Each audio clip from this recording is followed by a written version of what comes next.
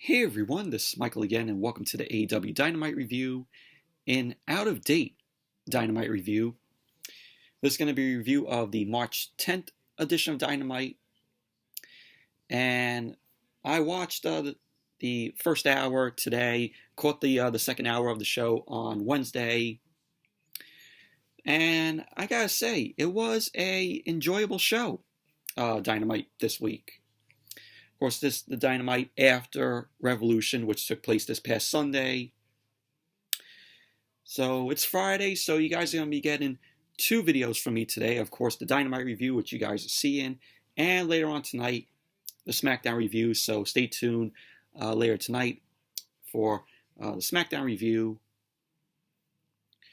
But coming off of Revolution, like I said, which this was this past Sunday, I didn't watch the show.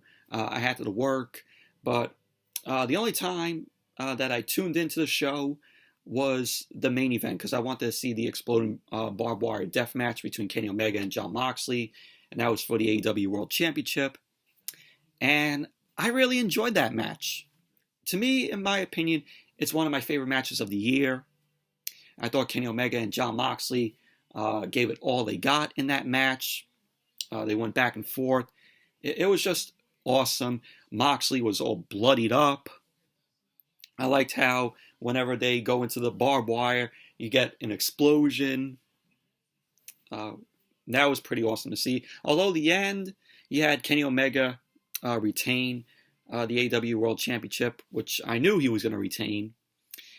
And then on commentary, they ended up saying, oh, the ring is supposed to explode. So they had like a timer. But the only reason Kenny Omega ended up retaining was because he had Doc Gallows and Carl Anderson come in to take out Moxley. And so we get to them saying, oh, the ring is supposed to explode. And they had the timer. So you had Eddie Kingston. He came out and he ended up trying to protect Moxley.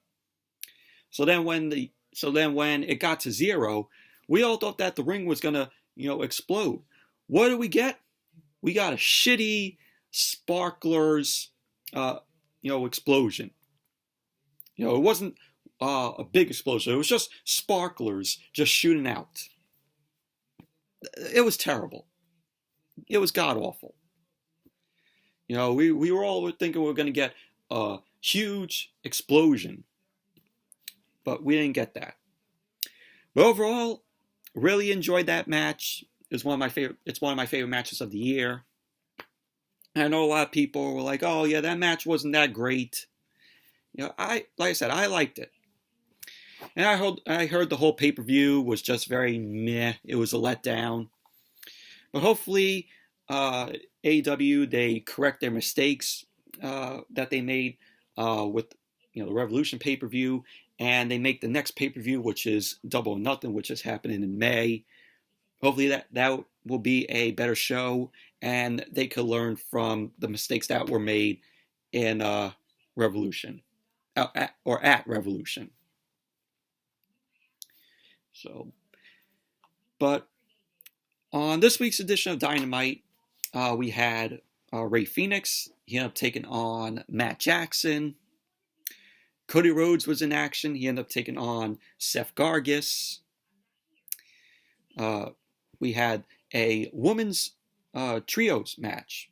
Thunder Rosa, Ryo Mizunami, and Hikaru Shida.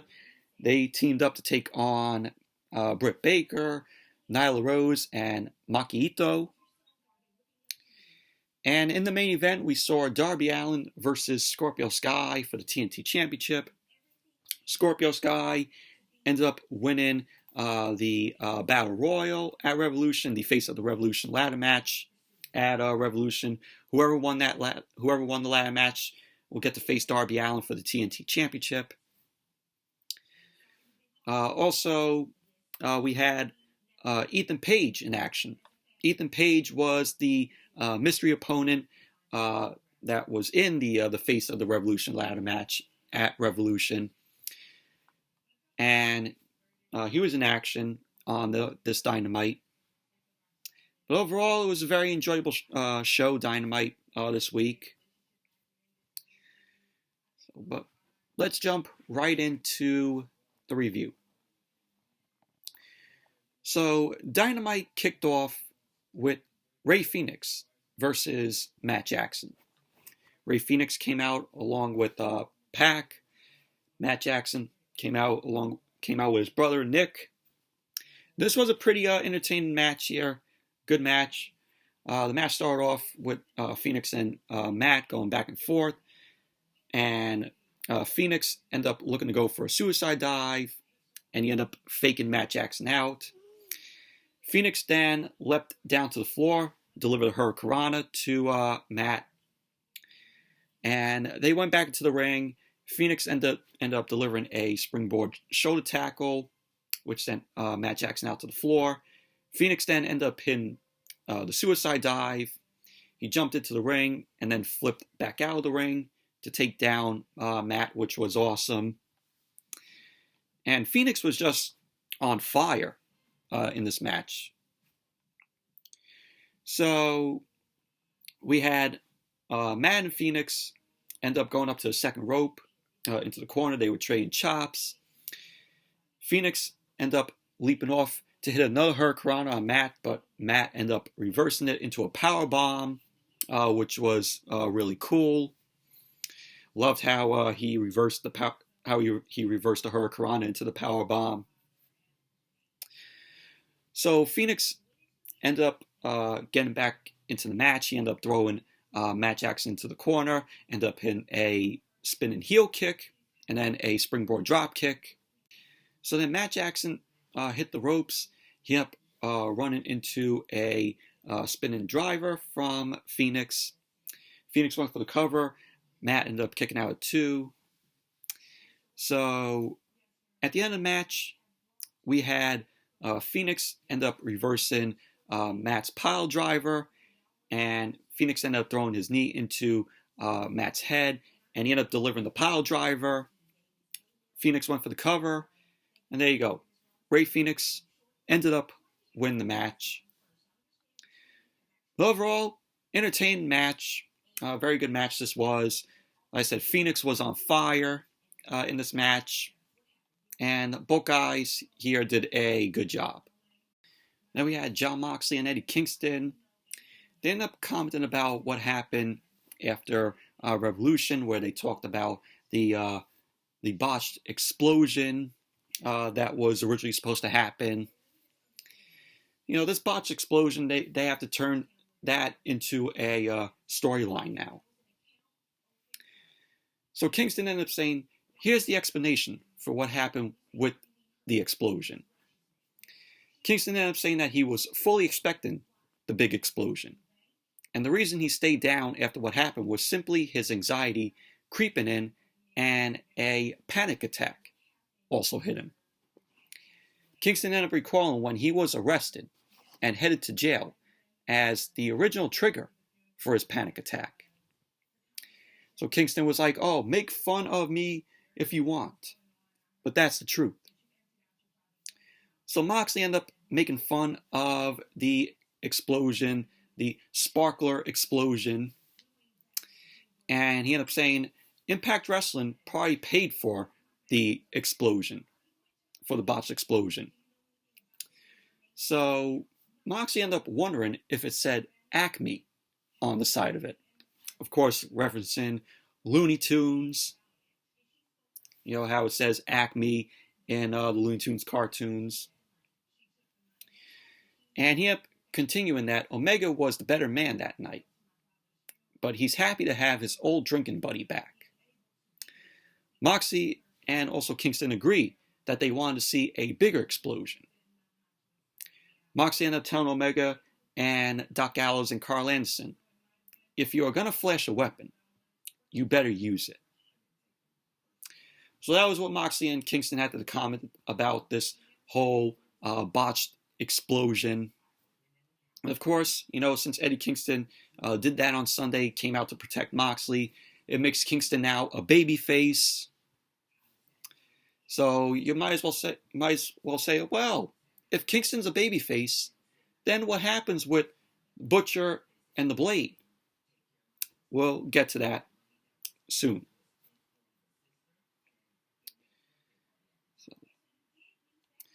And then we had Cody Rhodes versus Seth Gargis. This was a quick match. Rhodes ended up winning the match, and he ended up locking the figure 4 to Seth Gargis. And that was that. Cody Rhodes ended up winning. It was a nothing match. Very quick.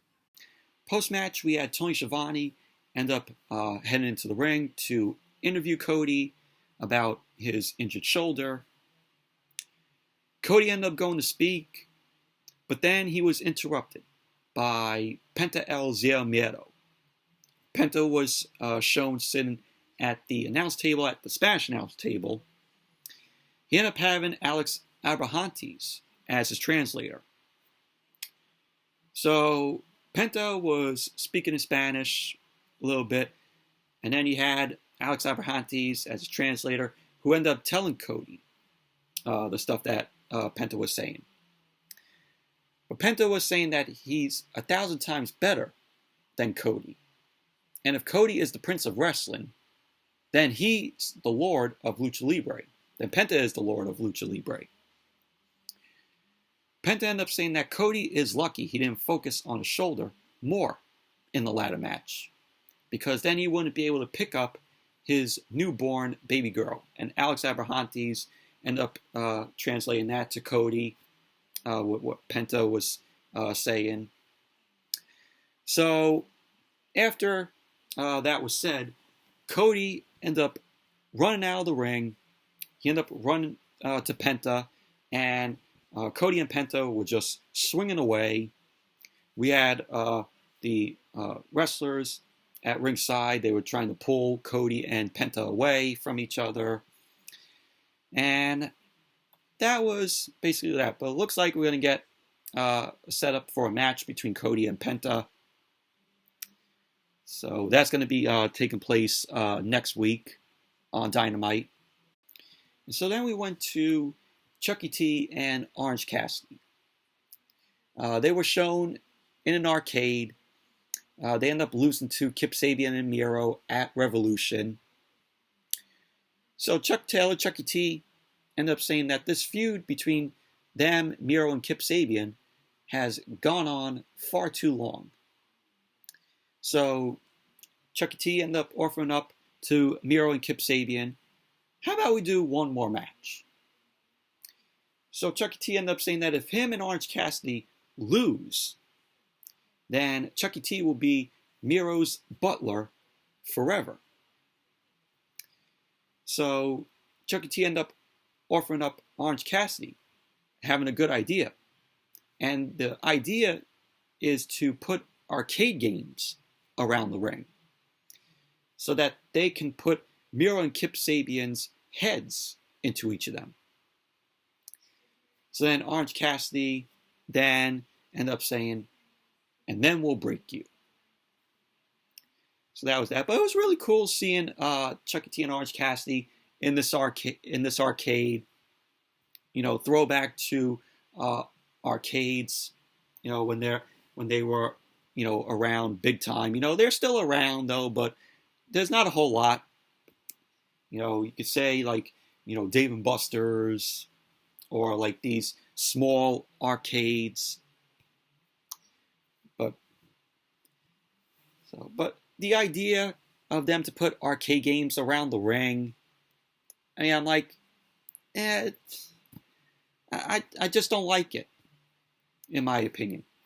What are they going to do? Just have arcade ports around the ring? They're just going to destroy them? I mean, it's going to look comical to me, in my opinion. I know some of you won't agree with me on that, and that's okay.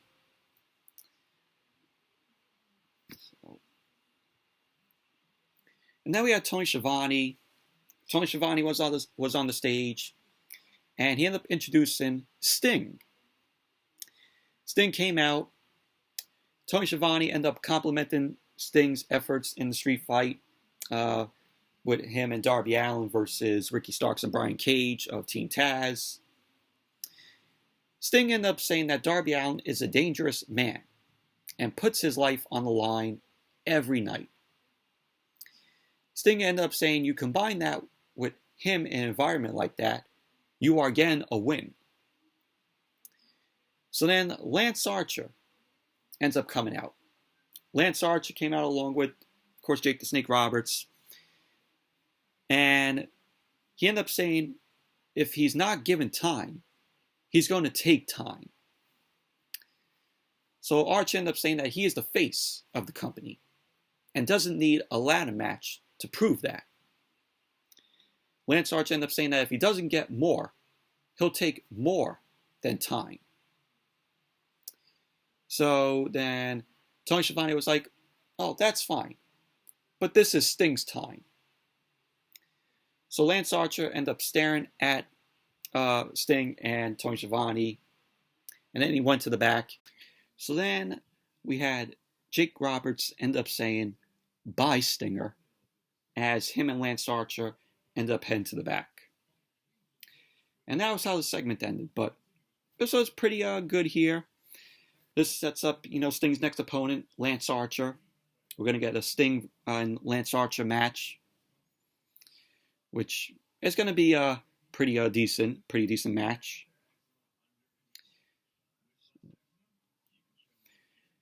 And then we went backstage, and Dasha was interviewing QT Marshall.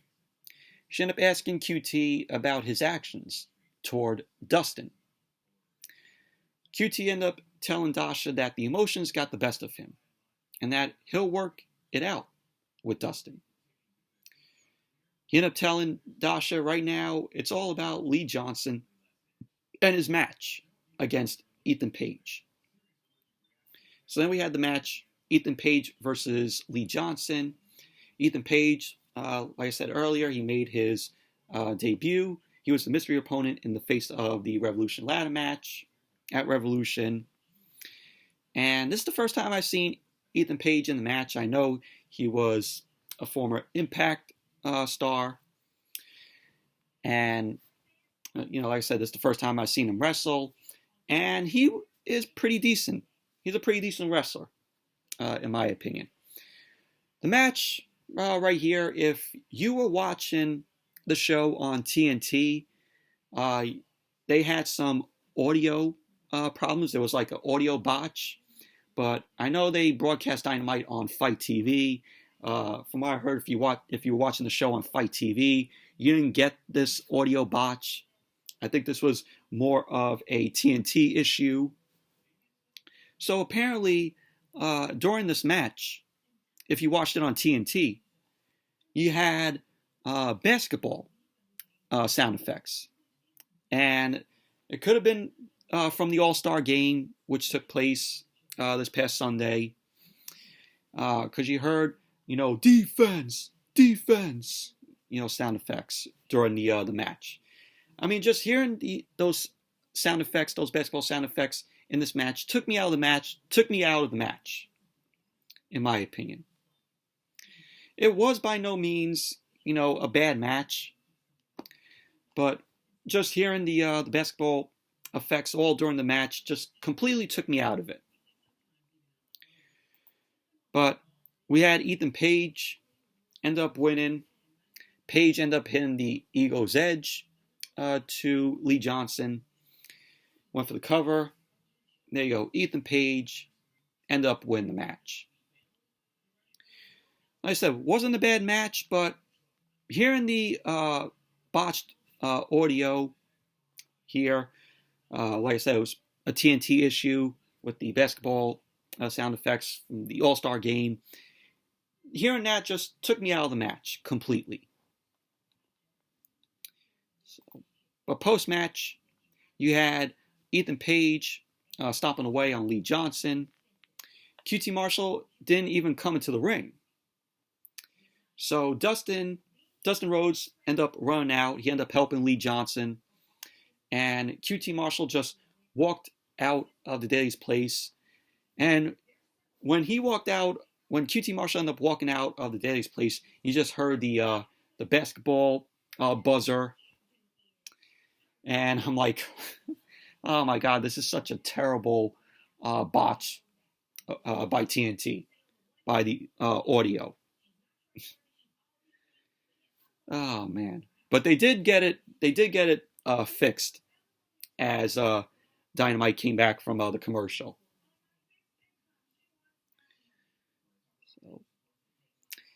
And then we had Alex Marvez.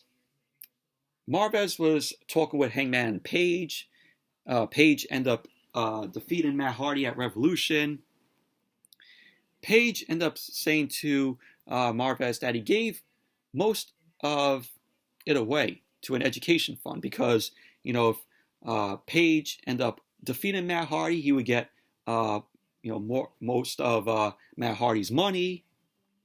So that was, Page ended up saying that he gave most of it away, and that he did buy himself a new lawnmower, which he ended up riding in on as Marvez was interviewing him.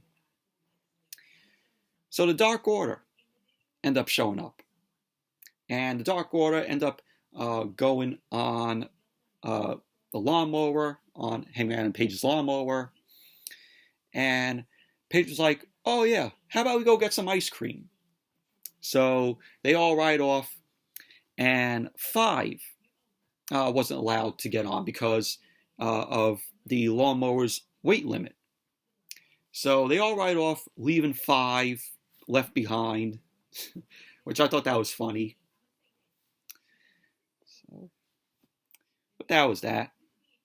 So then we had Tony Schiavone on the stage. Tony Schiavone was set to interview Christian Cage.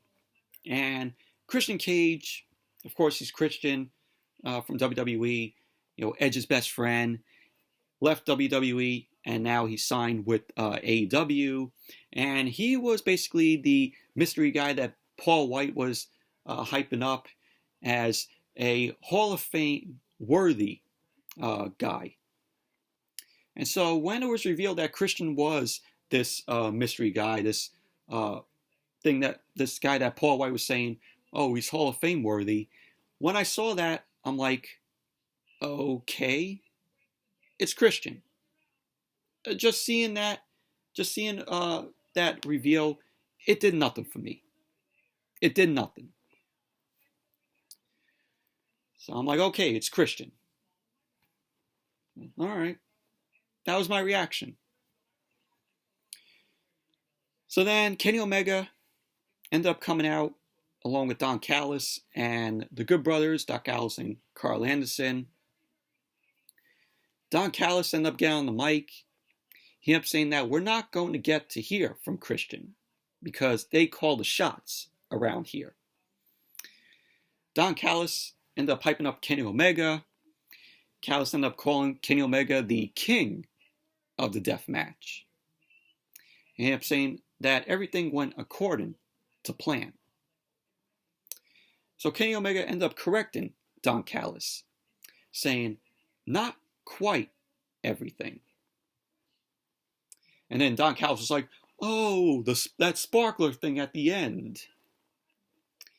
So Callis ended up saying they took a lot of the blame about what happened.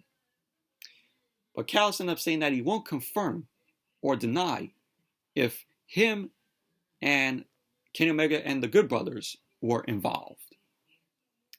He ended up saying that he will admit they were happy to take away the fans' happiness and something they wanted to see, including Moxley not winning the World Championship. So Kenny Omega got on the mic and ended up saying that it would have been fun to see Moxley vaporized in the ring. But he said, but beating and embarrassing him is just as good. Omega went on to say that it was a cherry on top for Moxley's childhood friend to show, protect him, and dry hump him as 4 sparklers shot out from the ring posts. So Eddie Kingston ended up walking out. Don Callis ended up saying that he had Eddie Kingston in Impact.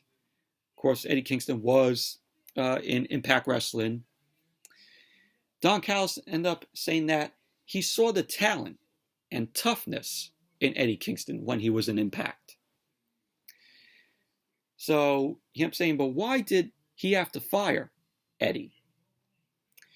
So Callis ended up explaining that Eddie Kingston did the same thing in Impact that he's done his whole life.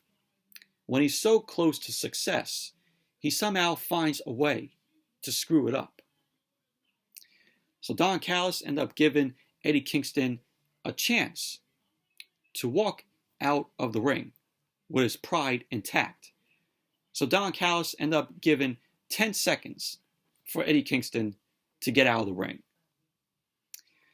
And, Omega ended up telling Don Callis to north-south him and save him.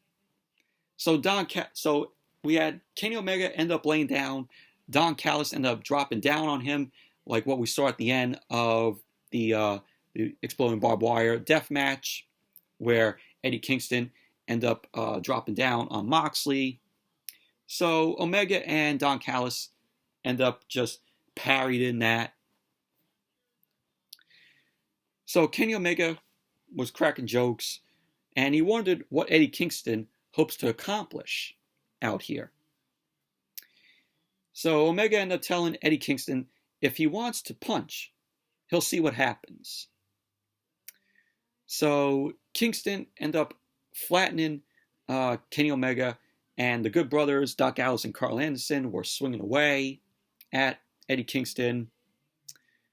Moxley then ran out, and Kingston and Moxley ended up brawling with Doc Gallows and Carl Anderson.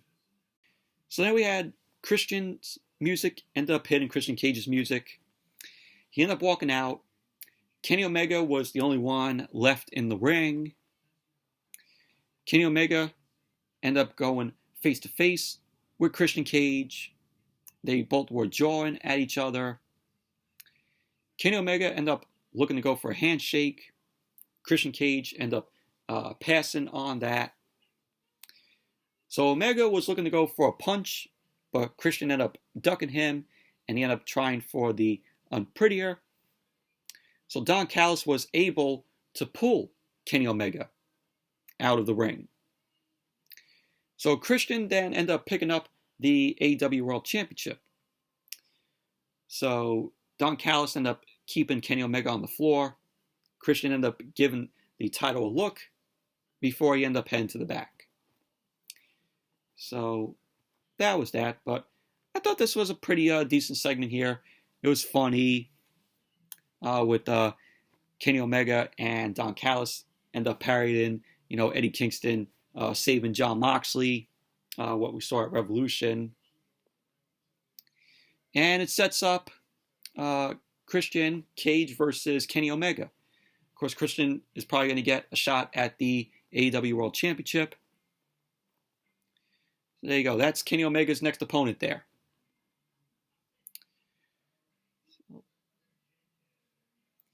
And then we had a women's trios match. We have Britt Baker, Maki Itoh, and Nyla Rose versus Ryo Mizunami, Thunder Rosa, and Hikaru Shida. This was a solid women's match here, solid women's trios match. What was funny was Maki Itoh was on the stage and she was singing, and there's a brawl that takes place at ringside. Maki Itoh was just, singing in Japanese. She was singing like nothing was going on. So the match went back and forth. We had Hikaru Shida end up tossing Maki Itoh around, and Ryo Mizunami ended up coming in. Ryo ended up delivering some chops in the corner on Maki Itoh. Nyla Rose and Thunder Rosa ended up tagging in. Rosa ended up throwing some big shots. And Vicky Guerrero, who was also out there, she ended up doing a distraction, which Nyla Rose ended up knocking Thunder Rosa out to the floor. And at the end of the match, Thunder Rosa ended up hitting a Thunder Driver on Maki Itoh. So there you go. Thunder Rosa, Ryo Mizunami, and Hikaru Shida ended up winning this women's trios match. Post-match, we had Britt Baker end up hitting Thunder Rosa with a crutch to Thunder Rosa's back. Britt Baker then ended up choking Thunder Rosa and applied the lockjaw. Vicky Guerrero and Rebel end up getting in on the beatdown. and that was that. So, but this was a solid women's trios match. Wasn't bad. It was enjoyable, in my opinion. And then we had Matt Hardy and Private Party backstage. Matt Hardy ended up saying that he needs to bring some more money in after what Hangman Page did to him at Revolution. He ended up saying that he has more than enough money to sustain the business. And Matt Hardy ended up announcing that he signed someone new to the Matt Hardy Empire. And he ended up signing the Butcher, the Blade, and the Bunny. So Matt Hardy ended up saying that the four of them are going to destroy 4 people on AEW Dark Elevation this Monday. So there you go. You guys got to tune in to AEW Dark Elevation on Monday on their YouTube channel, 7 o'clock, to see what takes place. So there you go. The Butcher, the Blade, and the Bunny are with Matt Hardy and Private Party in this Matt Hardy Empire. And like I said, the Butcher, the Blade, and the Bunny, they had to go here because, of course, Eddie Kingston is a babyface now. The Butcher, the Blade, and the Bunny were with Eddie Kingston. So because of Eddie Kingston being a babyface, they're with Matt Hardy now. But that was that. Then we had the main event, Darby Allin versus Scorpio Sky. TNT Championship on the line. Scorpio Sky won the Face of the Revolution ladder match at Revolution on Sunday. So with him getting the Sonic the Hedgehog brass ring, and I call it a Sonic the Hedgehog brass ring, is because it actually looked, the brass ring actually looked like it was out of Sonic the Hedgehog. So, but he ended up winning. So Scorpio Sky get a shot at the TNT Championship against Darby Allin, and we saw it on Dynamite this week. But this was a very good match. This was a very good main event between Darby Allin and Scorpio Sky. Both these guys were awesome here.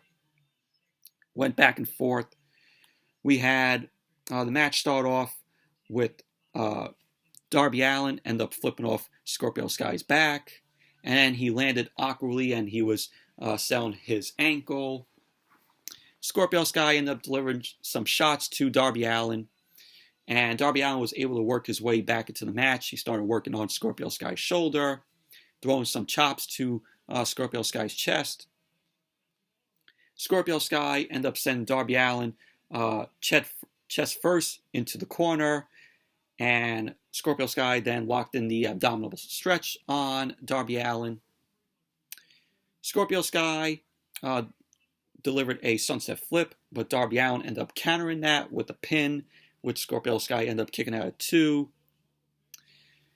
So we had Darby Allin end up nailing Code Red to Scorpio Sky, which he went for the cover.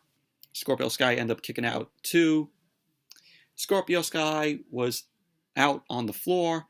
Darby Allin was looking to go for a suicide dive, and Scorpio Sky ended up hitting a counter cutter in midair to Darby Allin, which that was an awesome move there. You know, Darby Allin looking to go for the suicide dive, and he got a counter cutter in midair. That was a great spot there. So we went back to the ring. Scorpio Sky delivered a brainbuster. He ended up putting Darby Allin up on the top turnbuckle. Darby Allin ended up doing a back elbow, which sent Scorpio Sky to the mat. And that led to Darby Allin trying to go for the coffin drop, but Scorpio Sky ended up countering the coffin drop into a powerbomb, which that was another awesome spot there. Scorpio Sky was looking to go for a TKO, but Darby Allin ended up rolling Scorpio Sky up with an inside cradle. And there you go. Darby Allin ended up winning the match, retaining the TNT Championship. Post-match, we had Darby Allin end up going over to Scorpio Sky.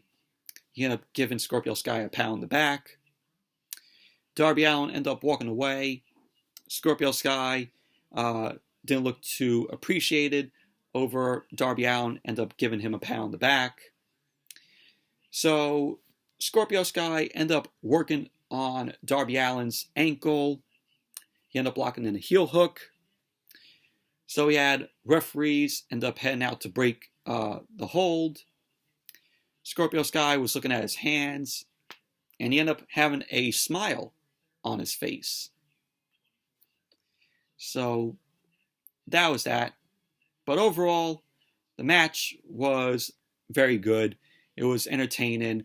Lots of good spots here, with Darby Allin looking to go for the suicide dive, and Scorpio Sky ended up countering that with a counter cutter. The coffin drop that Darby Allin did, and Scorpio Sky ended up reversing that into a powerbomb. Was awesome. But a very enjoyable match. Very good match. So then they went over what we're going to see next week on Dynamite, which they're calling St. Patrick's Day Slam. So next week on Dynamite, we're going to be getting Jon Moxley and Eddie Kingston versus the Good Brothers, Doc Gallows and Carl Anderson. We're going to be getting Cody Rhodes versus Penta El Zero Miedo, which they set up that earlier in the night. That's going to be a pretty good match there. We're going to have the Jurassic Express and Bear Country versus Matt Hardy, Private Party, the Butcher and the Blade. And also we're going to have Jade Cargill in action. Jade Cargill coming off her match that she ended up teaming with Shaq to take on Cody and Red Velvet. Jade Cargill, very impressive in the ring. What we saw in the match with her and Shaq and Cody and Red Velvet. And we're also going to be getting Britt Baker versus Thunder Rosa in a unsanctioned lights out match. Anything goes, which this will be the main event to Dynamite next week. First time that the women are main eventing Dynamite. So that's going to be pretty interesting there. Not the first time that we saw Britt Baker and Thunder Rosa go at it.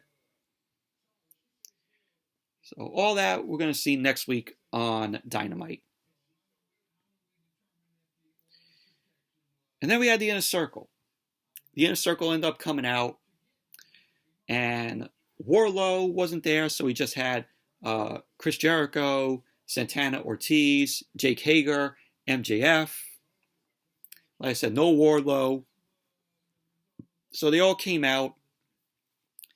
Jericho ended up saying, when any great army needs to change its course, they have a war council. And that's what they are doing. Jericho ended up saying that the group has been on the decline lately, but they are the smartest in the business. So he ended up saying, it's time for a new outlook, or maybe introduce a new member into the Inner Circle. So MJF ended up saying, with all due respect, they don't need to add a member to the Inner Circle. But maybe it's time to let someone go out of the group. So Sammy Guevara ended up coming out. He ended up walking out to the stage. It's been, weeks since we've seen Sammy Guevara. So after, he ended up quitting the Inner Circle. So Jericho ended up saying, wow, look who's here. So Sammy Guevara ended up interrupting Jericho, and he ended up saying that he knows he's the last person Jericho wants to see. And Guevara ended up telling him that he needs to see something, that Jericho needs to see something. So Jericho ended up reiterating, and he ended up saying that Sammy Guevara is dead to the Inner Circle. So Sammy was like to Jericho, oh, look what he has to see. So video was shown on the screen. So Sammy Guevara was shown putting a camera in the Inner Circle's locker room. MJF ended up coming into the locker room with Santana, Jake Hager, and Ortiz. So MJF in the video ended up saying that he thinks it's time for new leadership. And that it's time to give Jericho a nice dirt nap. So that was basically that in the little video that was shown. And then we went back to the ring. Jericho was looking at MJF. MJF ended up saying that he didn't want Jericho to find out this way. So Jericho was like, get him. So we had Santana, Ortiz, and Hager end up stepping forward, and they spin around to face MJF. Jericho ended up telling him to shut up, ended up telling MJF to shut up. So Jericho ended up saying that they talk every single day. And he ended up telling MJF he brought him into the group and he can get out of the group. Jericho then shoved MJF into the corner and he ended up firing MJF out of the inner circle. So MJF ends up telling him to hold on because Jericho and the rest were going to kick MJF's ass. So MJF ended up trying to say that he didn't want to take over the group because he was too busy building his own. And during all this, MJF was like crying. He was like, oh, no. So MJF ended up smiling and the lights ended up going out. So the lights came back on and FTR, Tully Blanchard, Wardlow, and Shawn Spears were behind the inner circle. So then we got a brawl between these guys. Shawn Spears ended up whacking Sammy Guevara with a chair.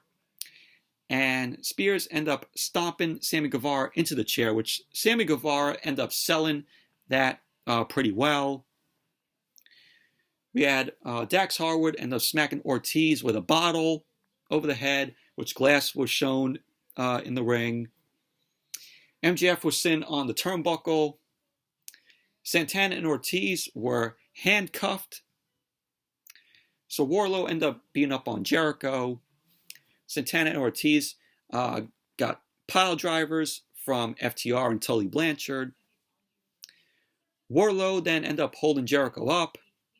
MJF ended up smacking Jericho in the head with his Dynamite Diamond ring.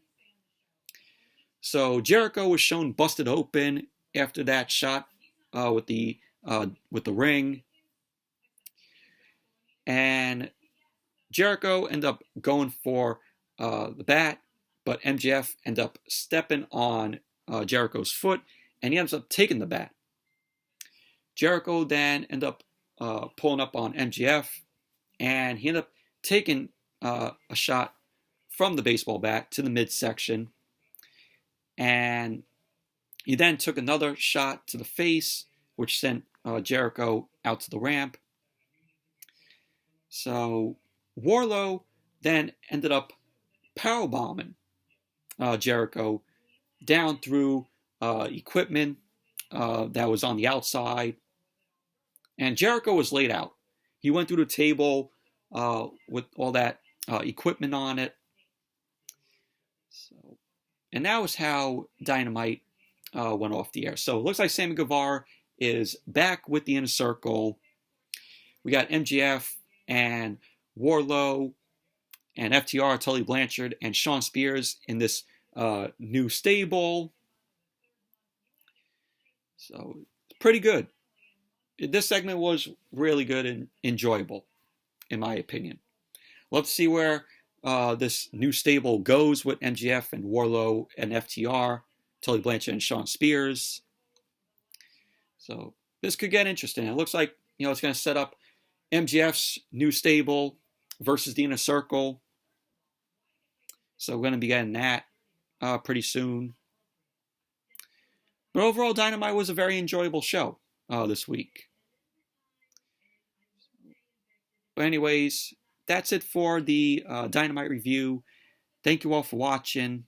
Hope you all enjoyed this review. Definitely give the video a thumbs up, comment, subscribe, and I will see you all later tonight for SmackDown. See you all later tonight.